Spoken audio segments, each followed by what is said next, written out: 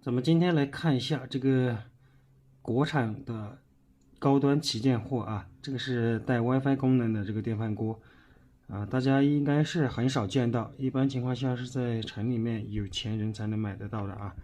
大家看一下它的这个构造，这个我来指给大家看一下，从电源线开始啊，这是电源线进电的地方啊，交流电220伏这一端。3根线，一根火线，一根零线，然后一根地线，它都有这种绝缘套，这种包扎起来啊。这个线呢，它是这个防高温的啊，耐高温的这个线，专用线，不是一般的线啊。然后进来之后，这个地线这里有一个公共地端，1、2、3、4、5，有5个接地桩子啊。这个是国标相当标准的这个接法。它这个地线是专用的啊，它这里还串了一根在这个发热盘的这个地端啊，这个中间这个检测温度这里啊，这里有2个传感器，这里有2个温度传感器啊，这个是线盘，线盘就是类似于那个电磁炉的这个发热线圈这个线圈是铜的还是铝的？有师傅知道吗？看着颜色是铜的颜色啊。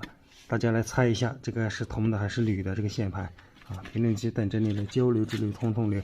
咱们现在来看下面，这里是散热风扇啊，这个散热风扇，这是静音的啊，这个风力比较大啊，但是它声音比较小。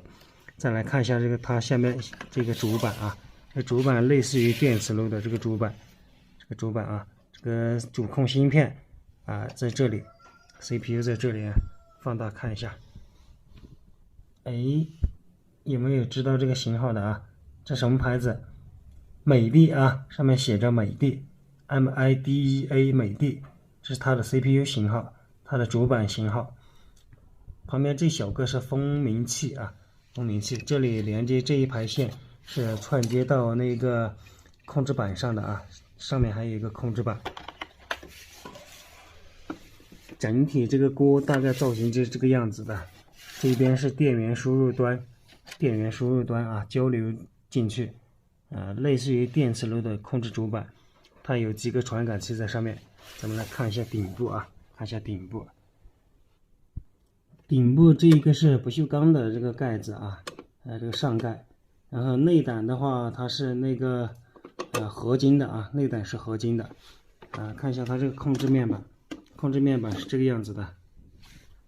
它这个是显示屏在这里啊，然后它这上面有一些按键，这上面这几个按键是感应式的啊，这是感应电感的，然后下面这4个是按键式的，上面可以听到弹跳的声音啊，按键式的，然后它这个是带 WiFi 功能的，然后这个是滑动可以调节火力大小应该是，然后这里有一个排气的感应式的排气的按钮。